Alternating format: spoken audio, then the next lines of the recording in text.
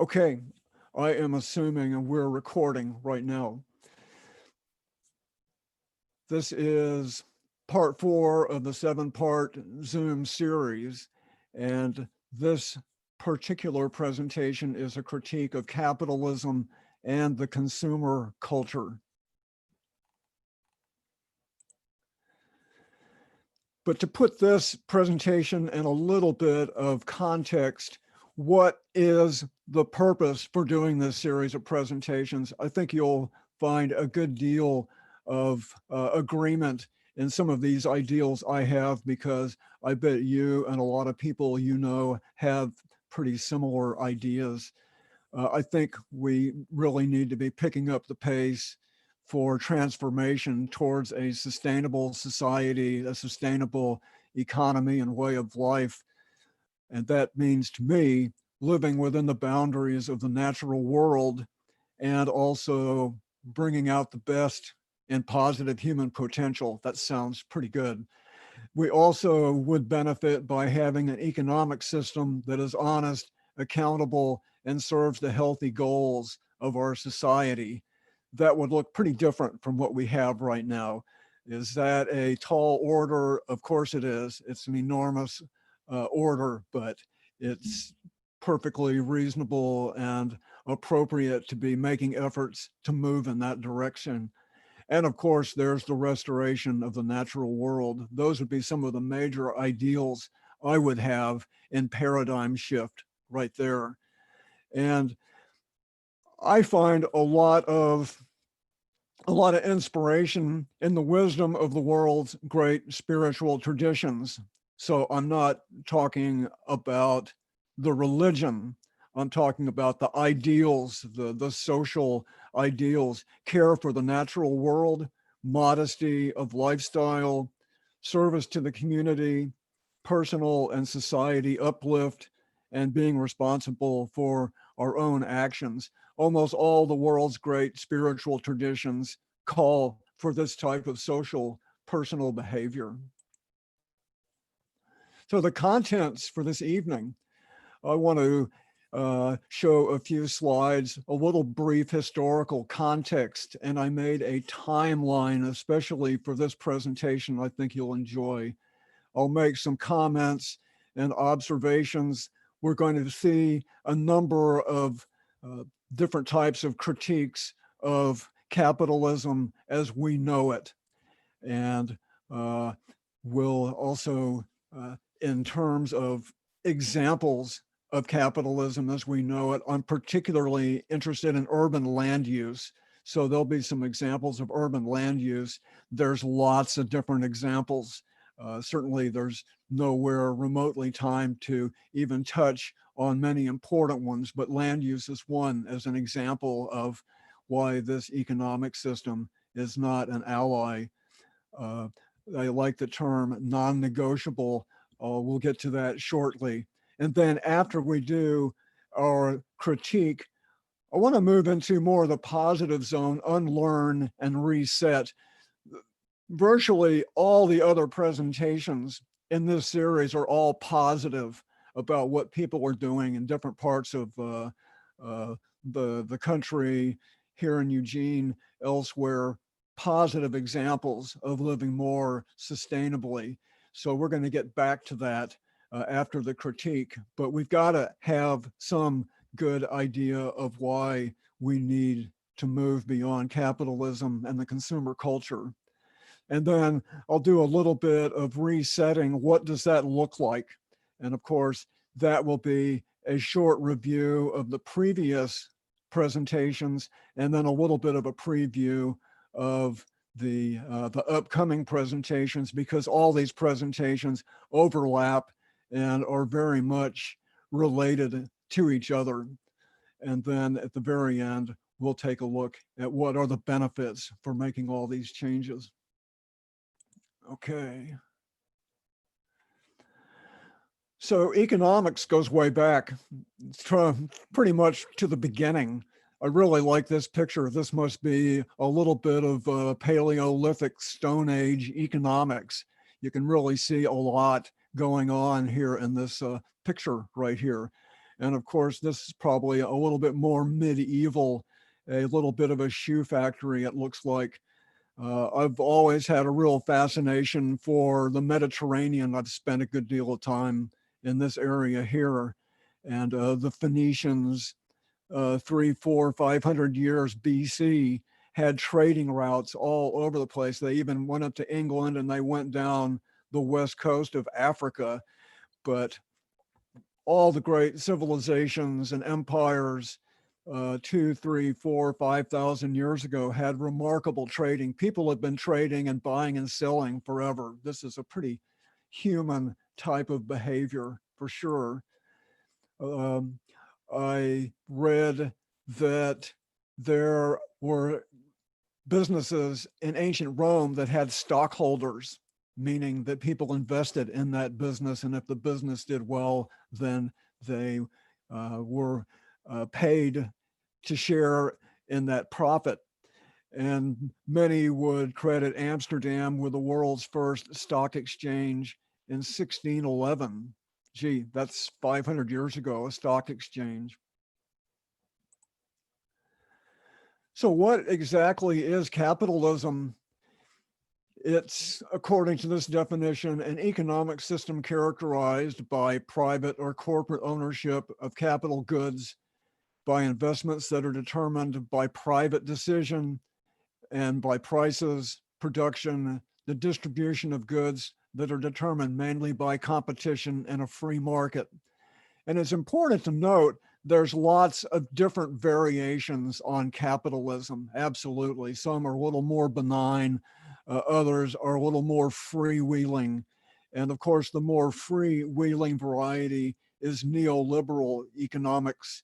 And that's kind of an overlay of capitalism, neoliberal, when two fundamentals of neoliberal is deregulation and privatization of these means of production and the decision making, basically to a large degree, let business do what it wants to do without interference.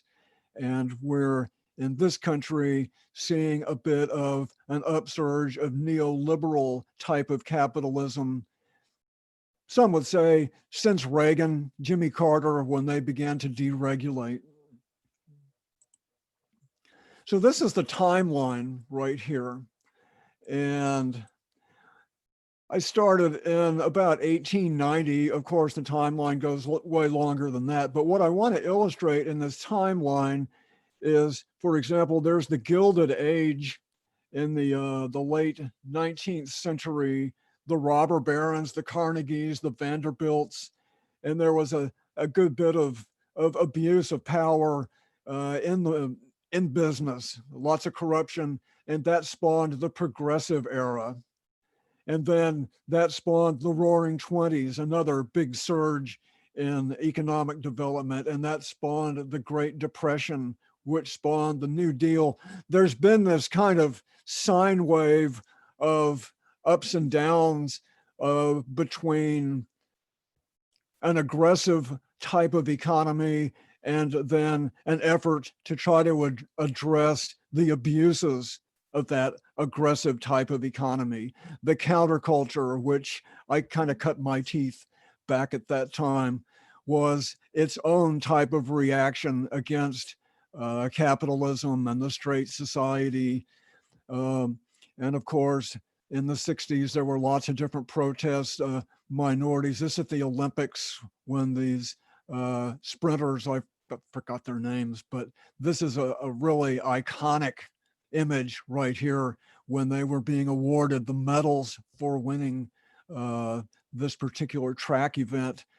And the Occupy movement, Black Lives Matter, there are all kinds of movements and efforts over the years to make the economic system more responsive to social needs, for environmental needs, because of course, when we're talking about climate change and all the other ecological and social challenges of our time, it's obvious that there's a wide range of failure with the economic system. And when its purpose for existing is to make money and to centralize control, and control also, as it does, the economic system, the political system, I think we all can agree that as the economic system currently exists, it can't be identified as an ally for addressing climate change, for addressing the social, economic, and environmental challenges of our time. And we're deeply in need of alternatives, and that what inspires me and motivates me to do these presentations, not just to talk bad about capitalism, but also here are positive alternatives that are going on all over the country and actually all over the world too. Okay. So here are just a few quick observations that I should say about capitalism. Is this the natural state of a human economy? I'm not going to answer that because I don't know, but is this what humans should be doing? Are there alternatives to capitalism? And as I mentioned, capitalism comes in a variety of flavors. The social democracies of Western Europe are still capitalistic, but they're got a little bit of a softer touch. The mainstream economy, basically the wealth of our country is a result of turning nature into money, and nature won't last forever. And we're seeing the effects of too much nature being turned into too much money. And of course, it's absolutely true. Capitalism has delivered a lot of affluence, convenience, and comfort to hundreds of millions of people. There's no question about that, that in many ways our lives are improved by the economic system. Personally, I don't think it needs to be a package deal. I think we can do the good stuff and we don't need to buy the whole package deal. Capitalism, as we know it, would not exist without external costs. I'll get more into that, but to me, that is a key core item with my own particular criticism of capitalism is external costs. We'll hear more about that in a few minutes. And of course, to be a growth economy, to always have to be becoming larger and people having to consume more of the products, then we, of course, then have to have an ever larger ecological footprint. And another important observation I make, and this will go into more detail in the last presentation on December 3rd, but important to realize that most progressive social, political, environmental organizations exist to address some kind of damage caused by capitalism and the consumer culture. I think that's profound because all kinds of unlikely organizations are actually on the same team, but we'll pick up that thought a little bit later in this presentation, but even more so in the final presentation on December 3rd.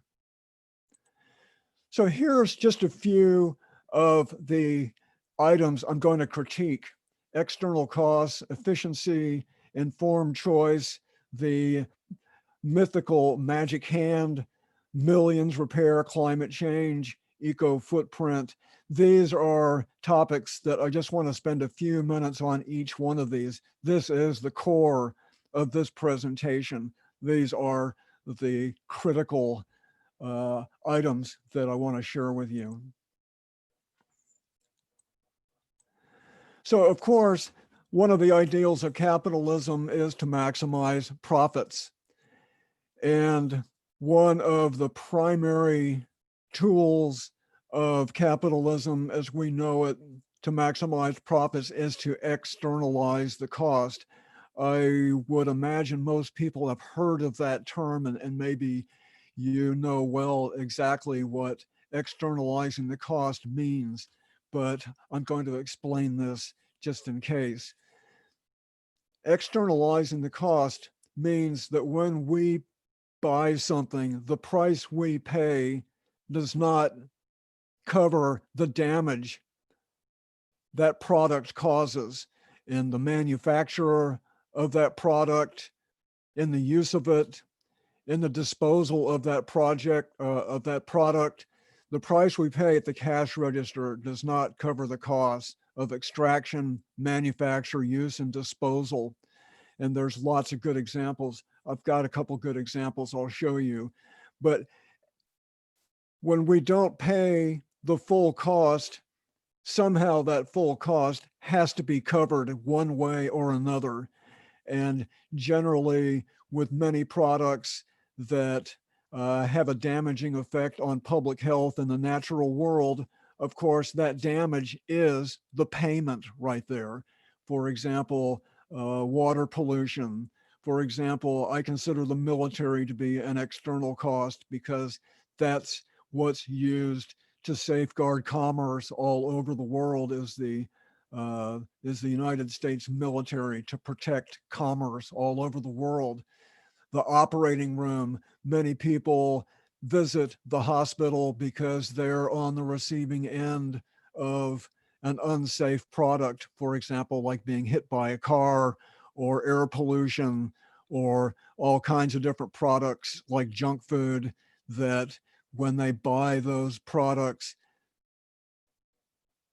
part of the deal is that there's an external cost that somebody's got to pay. So these are different types of external costs: public health, social disequity, lost human potential, trillions of dollars to repair avoidable damage to the natural world.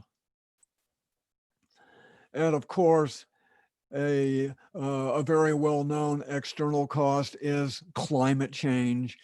And this is an external cost we're becoming more and more acquainted with because when we buy the products that lead to climate change, we're not really paying an honest price for those products.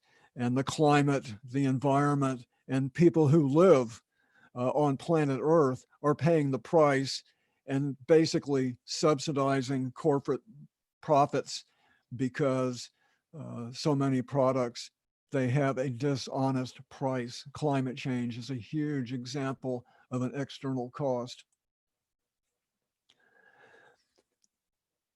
Capitalism claims to be the most efficient way to allocate resources. This is actually a quote that I found, and you can find many others that are very similar to this. Just look them up. What is economic efficiency? And this particular definition, economic efficiency, is when all goods and factors of production in an economy are distributed or allocated to their most valuable use and waste is eliminated or minimized. Well, air pollution is a lot of waste. And so are hospital bills. That's a lot of waste. Suburbia creates an enormous amount of pollution, enormous amount of social, environmental problems with this dispersed land use. In other parts of the world, the inefficiency of capitalism, this is a little lake full of oil where these people live. Their environment and their livelihoods have been severely damaged by oil exploration. Automobiles are very inefficient. A car weighs, what, 3.5, 4,000 pounds, and the load is oftentimes 200, 300 pounds. In the realm of thermodynamics, that's extremely inefficient. So the contention here is that our economic system is the best of all possible worlds and minimizes and eliminates waste is just nothing short of ludicrous. Another important part of capitalism is the idea of the free market and let products compete. Let products identify what they are, what they have to sell, what are the reasons for buying a particular product. And of course, when the product externalizes its cost, that means we don't have accurate information to make an informed decision for what we buy. Because the price is cheap, that doesn't mean that there's an absence of damage caused by that product. I've read various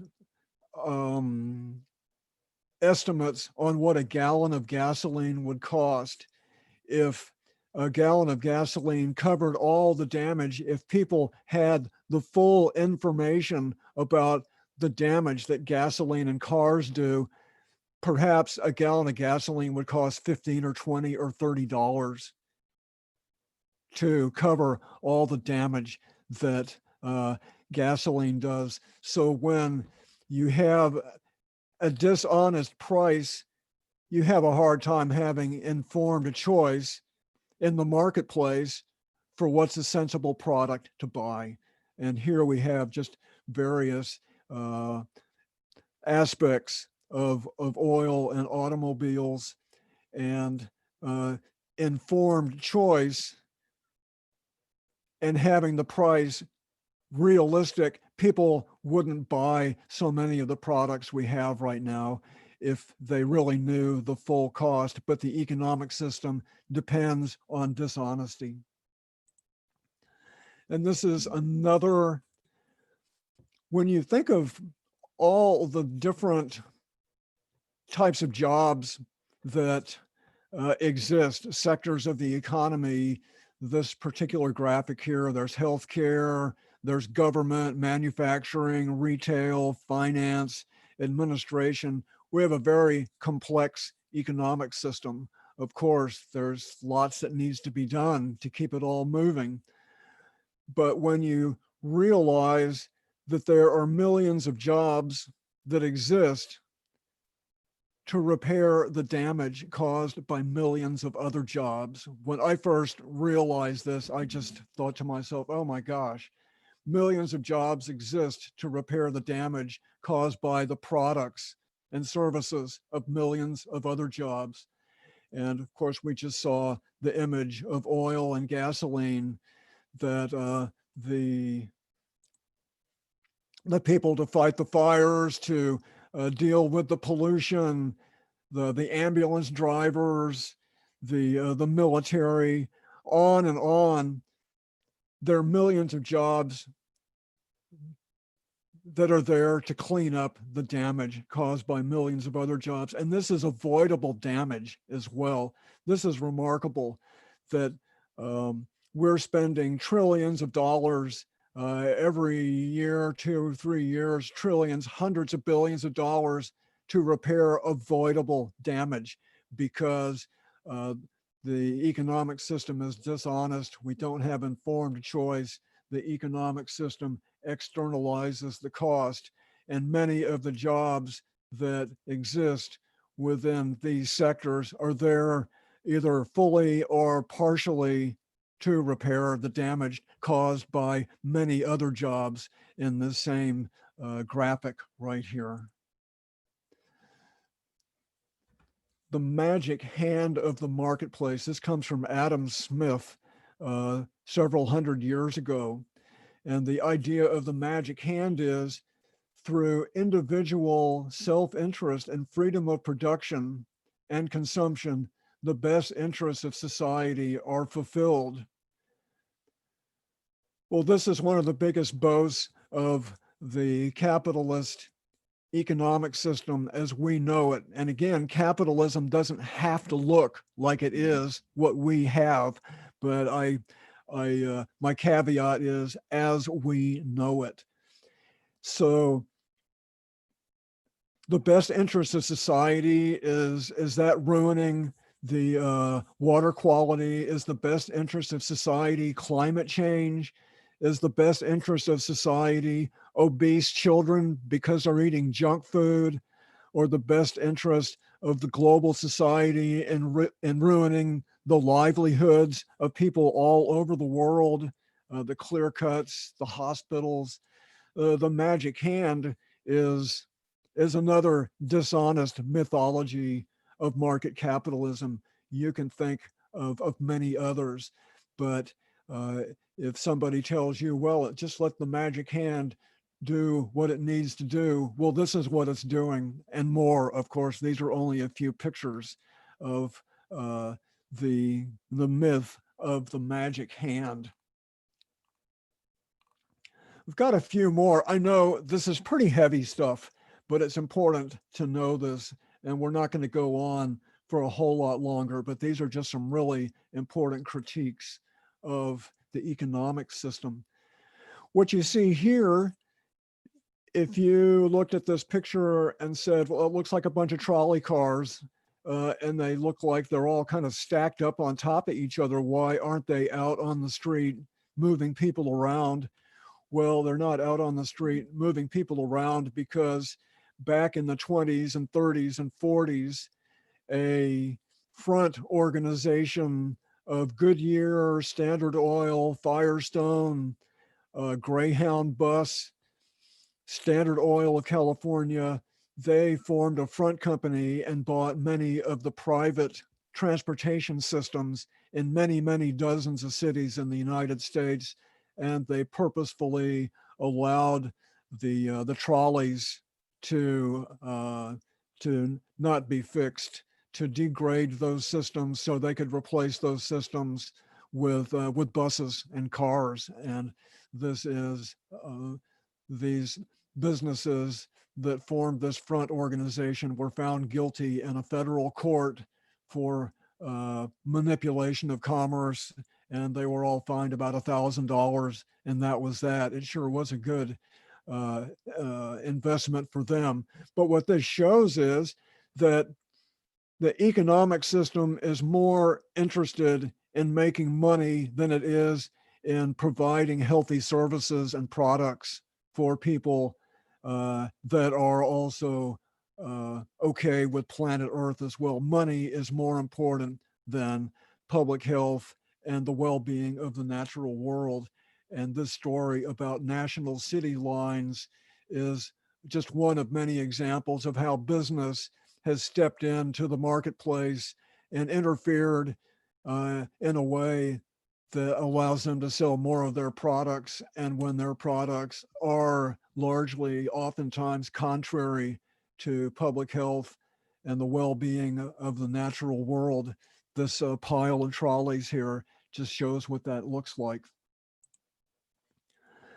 Another little bit more contemporary mythology is American exceptionalism.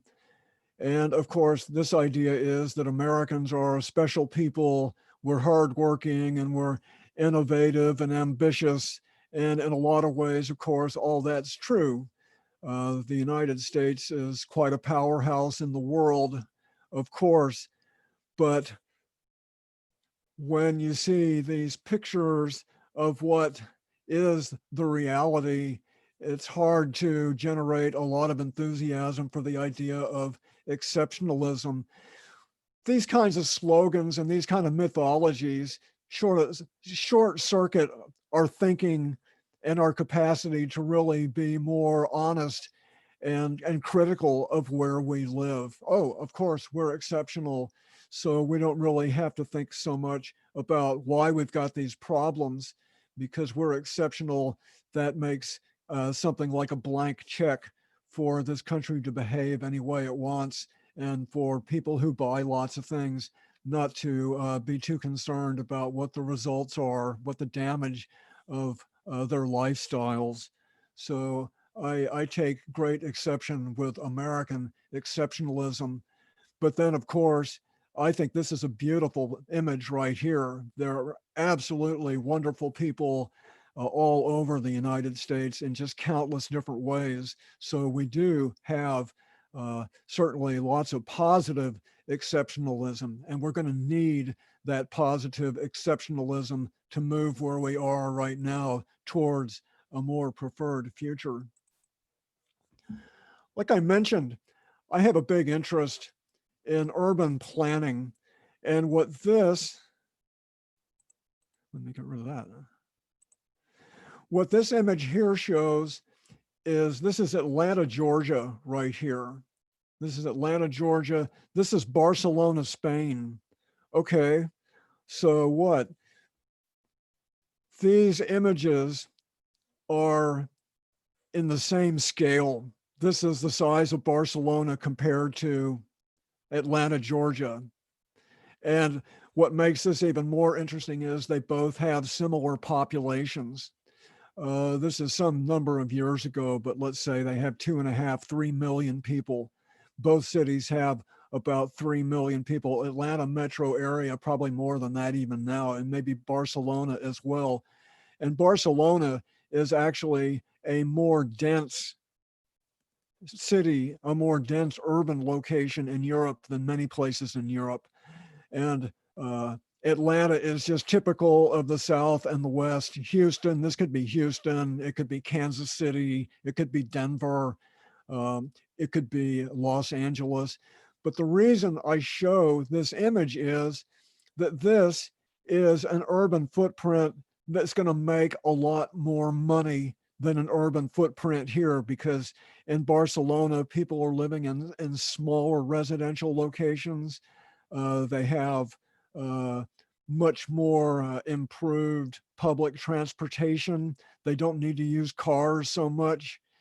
So the reason why we have sprawl and suburbs and low density urban design in this country is because simply there's more money to be made by having two people living in a 3,000 square foot house, and that house being full of furniture and granite countertops and all the rest.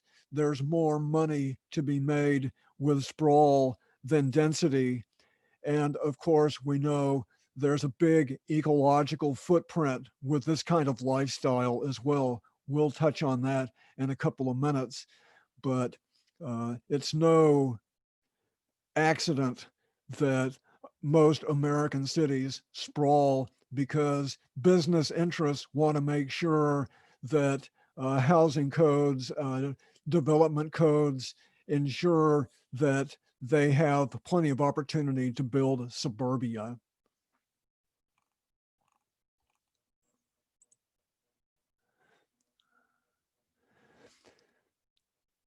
This is another important observation that's certainly related to the ones that we've just seen, but when you put it in these kinds of words, what can you say about an economic system that consciously sells products that are known to damage public health and the natural world, and not only to consciously sell them, but to spend billions of dollars encouraging people to buy them? I would love to see the presidential candidates, both of them, or any of them actually. I'd like to see one of these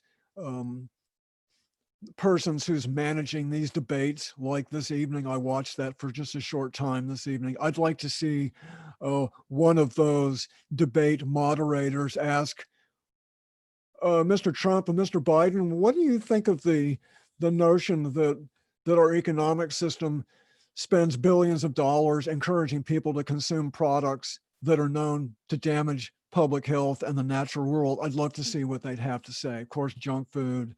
And of course, that means industrial agriculture. And that has a lot to do with a dead zone in the Gulf of Mexico, water pollution, the types of inhumane treatment of factory farming. It goes on and on and on. What can you say about an economic system that considers this to be all positive? This all adds to gross domestic product.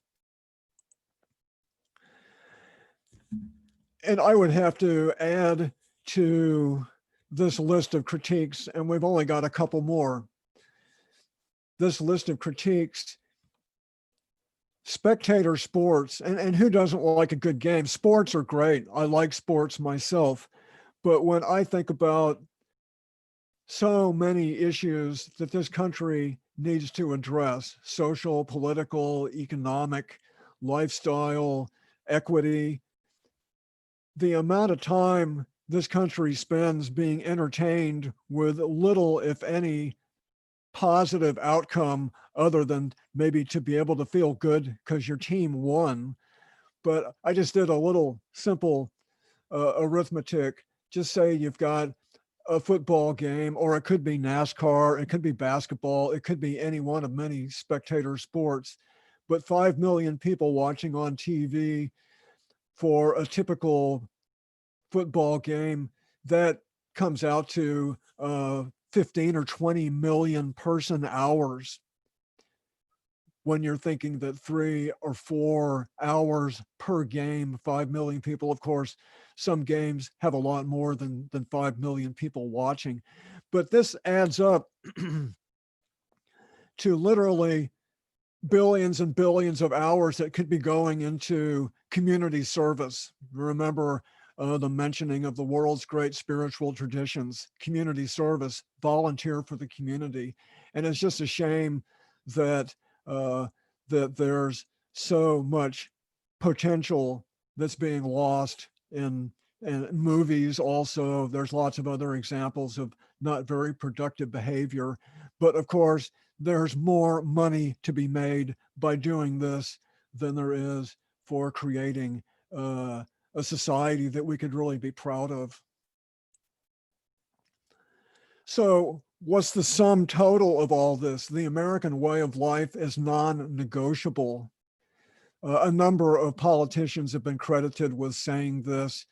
Basically, what it means is that suburbia, the freeways, the cars, the affluence, the waste, the external costs, the lost productive time, this is all non-negotiable because the people who are making decisions and control it all are making too much money, and they don't want to see this changed because they lose their power and they don't have so much money. I think it's as simple as that. And of course, there are so many distractions that are so available in the marketplace that most people say, well, okay, that's all right with me because I can go to my football game or whatever. But I think this is a real insult right here. The American way of life is non-negotiable. Planet Earth is not going along with this particular way of thinking, and we're going to be and already are experiencing big external costs. I think this is a real insult right here. So what do we do? I think large parts of the economic system and the people who are responsible both in business and in government, well, they ought to be in jail.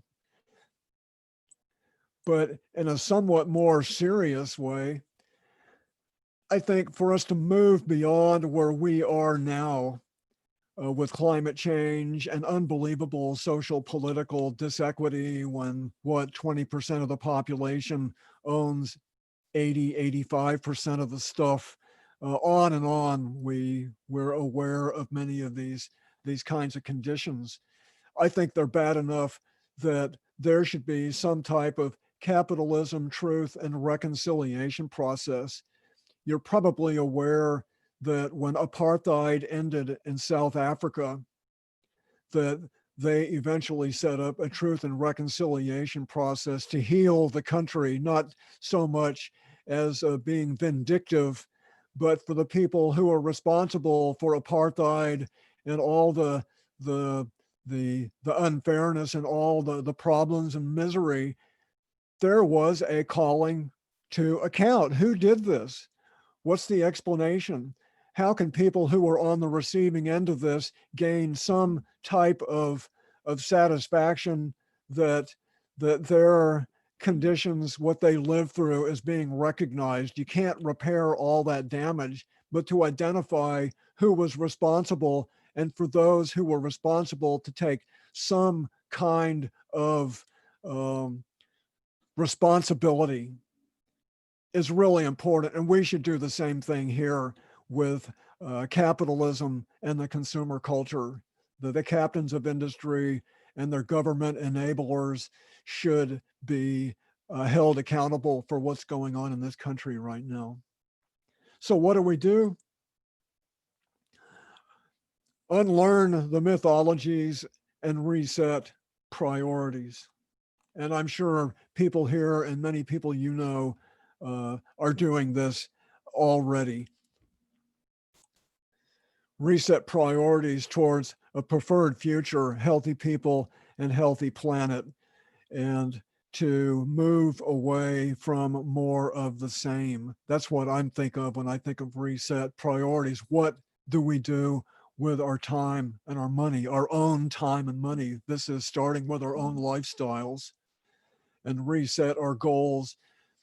And once again, we saw these ideals early on in this presentation: a society that lives within the boundaries of the natural world, an accountable and honest economic system, restoration of the natural world, and these wonderful principles for a preferred present and future, the wisdom of the world's great spiritual traditions. These are wonderful ideals that I draw a good deal of inspiration, because humans have not been perfect from the beginning, but over the years, there's certainly been a great deal of wisdom that has been gained that should be helpful for every period of human history to somehow be getting better, somehow to uplift our spirits and become more the positive lifestyles, become the more positive society that I am thinking are totally capable of doing. This is another look at American exceptionalism, volunteer, creating civic culture and social cohesion, repair the planet. These are just wonderful pictures of people doing healthy stuff out in the community. All of these are great pictures right here. And I enormously appreciate people who donate their own time and effort and sometimes money to help make the community a better place to live. And there's lots of that going on, of course. But when you consider, I look at a number of these pictures, I know something about some of these locations here. And this is a topic that I mentioned before that we will get into more on December 3rd. So much of the volunteer time, so much of the community work for the better community is to repair damage, is to repair problems caused by the economic system, whether they're social, environmental, political, economic. And this is a kind of a fun little, almost a cartoon right here. I'm not sure if you can read all these, but just imagine that people started being honest on the job where people were working. Say, for example, the bartender, somebody's coming in and drinking too much, and he says, my advice, don't drink too much because it's not good for you. And besides, you got better things to do. Or the car salesman talking about all the people killed in car wrecks and the damage caused to the environment, says, well, maybe you really don't want to buy a car. Maybe you ought to buy a place where it's more closer to town or where you work and you don't have to have a car. Imagine the switched on, educated, new, forward-thinking car salesman saying, maybe you don't want to really buy a car. Or, you know, in the burger place, the person behind the counter says, maybe you really don't want to eat that burger. Can I suggest a veggie burger? Imagine if this was going on all over the place and people were becoming more honest. Of course, would these people keep their jobs? Probably not. But in the sustainable, eco-friendly world, there will be other types of jobs than some of these. And as we've looked at in other approaches to economics, not all needs require money. That's a little bit of a different topic. We'll touch on that at a later time. So what can resetting priorities look like? So what I want to do here, and this will take just a few minutes, we're kind of on the home stretch. I want to do just a quick look back at some of the other presentations that I've made. And again, all these presentations are on YouTube. You can go back and look at them anytime you want. The first presentation, and this is resetting priorities. This is my own backyard right here. Part of my priorities is to transform my quarter-acre suburban property into a very enjoyable permaculture model of what a suburban property could be like. Edible landscaping everywhere, passive solar design, rainwater catchment, it goes on and on. Again, the first presentation I made, it goes into more detail on what I've done with my own property. This is just a view of a schematic of my property right here. I'm gonna back down here just a little bit. And another benefit of what I've done with my place is a lot of people have come to visit, and a fair number of people who have been to visit my place have used what they've learned here to apply it where they live. So there's lots to be said for resetting our values. What do we do with our time and money? And this is a good example of resetting values, resetting priorities and time, what I've done here with my own property. The second presentation was allies, assets, and actions. And these are entities in the community. These are opportunities in the community to repurpose, create new working relationships. And I did an entire presentation that showed lots of examples of organizations and people doing really positive work in their communities. And this is a little bit of a two-dimensional flow chart. When we have assets like the built environment could be an asset, a neighborhood program could be an asset, allies could be faith communities, actions could be work parties. This is a really positive, mutually reinforcing kind of a dynamic right here. Allies and assets create more actions. Assets and actions create more allies. So this is what I talked about a good deal, examples of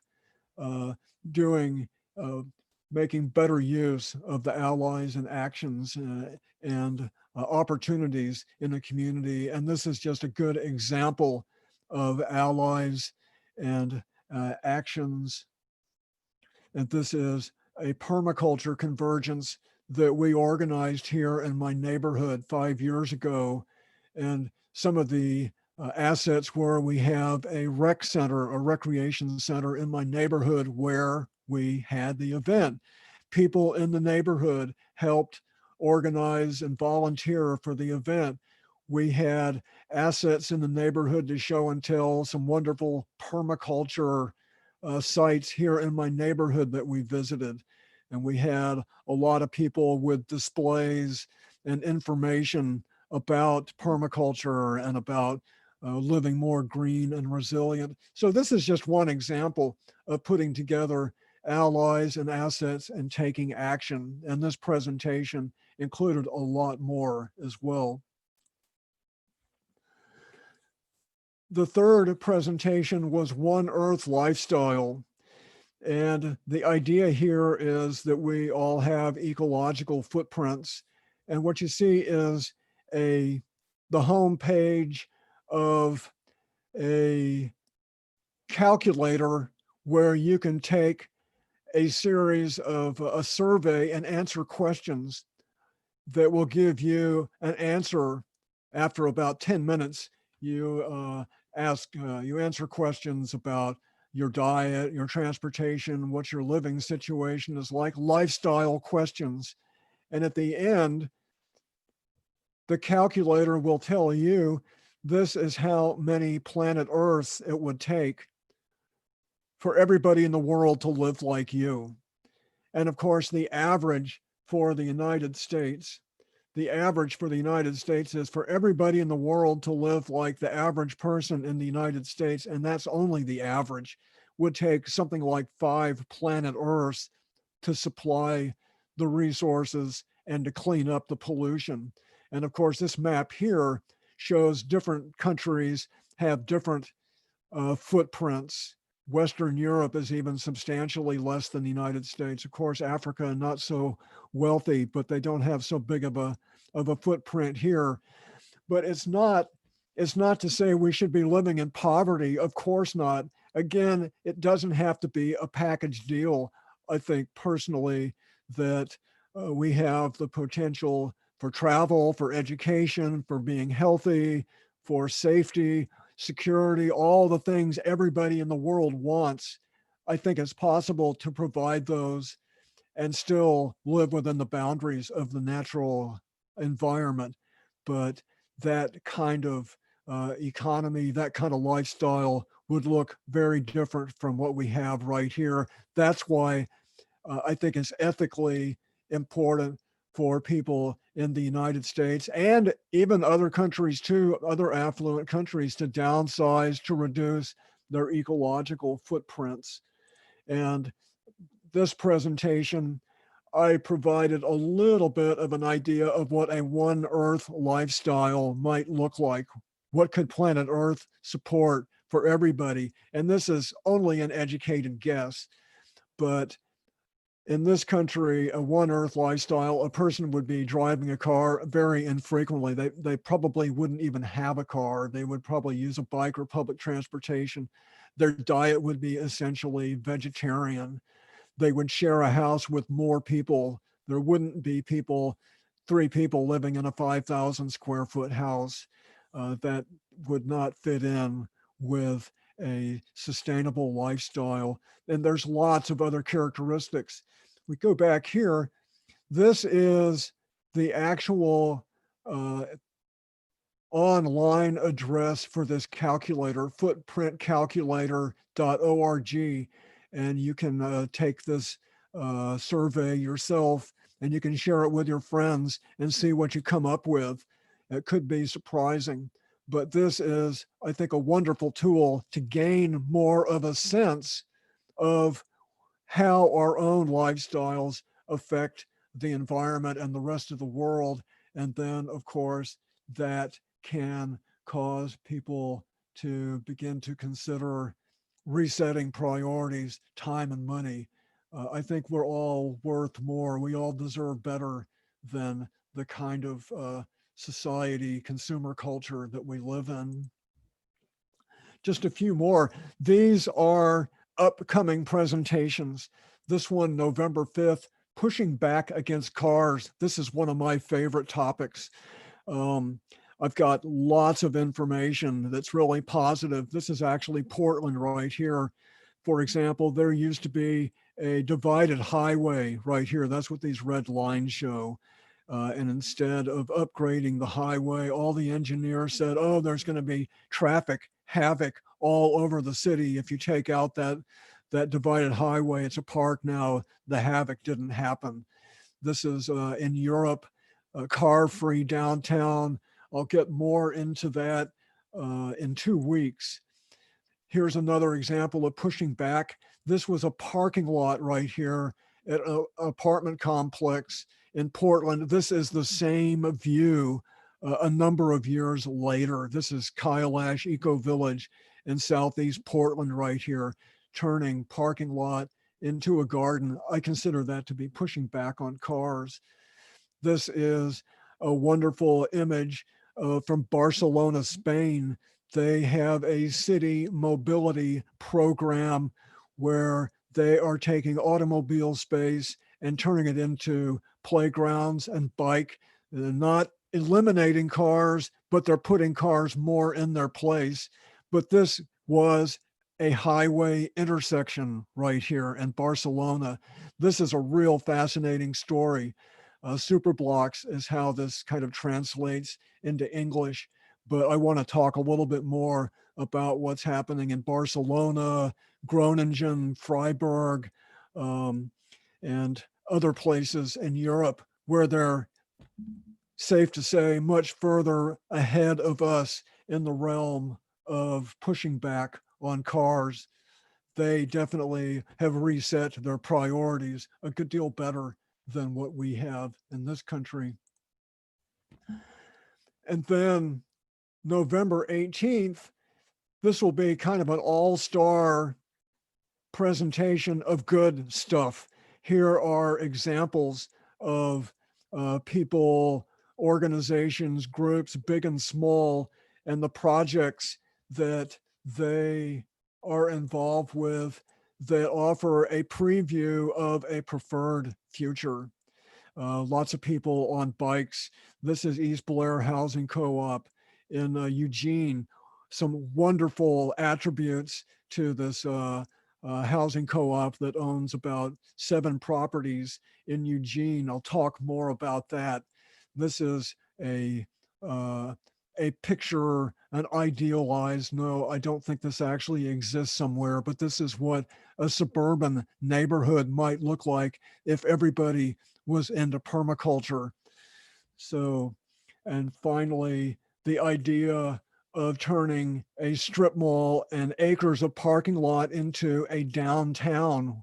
How could that change the way we live, where instead of all this pavement, that could be turned into residential and commercial services that would allow people in the nearby area to take care of more of their needs without having to have a car. So I'll talk more about this. So all of these images and more about some hypothetical but many real life examples of what a positive future could look like, what resetting time and priority and money can lead to if people really want to make those changes. And then this is the last presentation for December 3rd. And I call this system change. And what I want to do with this presentation is explain a wonderful idea. And it's idealized, of course, some would say good luck, but it's totally sensible. Of course, that's no guarantee. But what would happen if all these organizations that are addressing different issues, different problems, damage caused by the economic system, they're essentially all on the same team? And what if these organizations came to realize that if we replaced capitalism and the consumer culture with a healthy economy and a society that would address the issues that that organization exists to work on? And in permaculture, there's something called the key leverage point. Where is the place in a system where you can have the most effect to bring about a positive result? Where's the key leverage point? Our economic system, again, this is idealized, but it is the cause, it is the source of so many of the problems we have, that if we dealt with capitalism and the consumer culture in a positive and effective way, we would dramatically reduce the kinds of problems, the social, the disequity, the environment, the political problems. And so on December 3rd, I'm going to go into more detail as public health, economy, social, environmental. Market capitalism is the common denominator for just about every problem we can think of. And just as a little short preview, what if these mainstream organizations recognize the value of synchronizing their outreach, their programs, not to stop their advocacy, but if they came to realize that downsizing our lifestyles addresses so many issues, and they their part would be to communicate with their memberships and explain the benefits of reducing our ecological footprints. And it came from all these different organizations and thousands of others too. These are just a few that I thought of. There's some maybe unlikely combinations here, but essentially all these organizations would like to see healthy people and a healthy planet. They're all on the same team. So I'll go into more detail on this on December 3rd. I'm really pretty excited about that. So last slide here.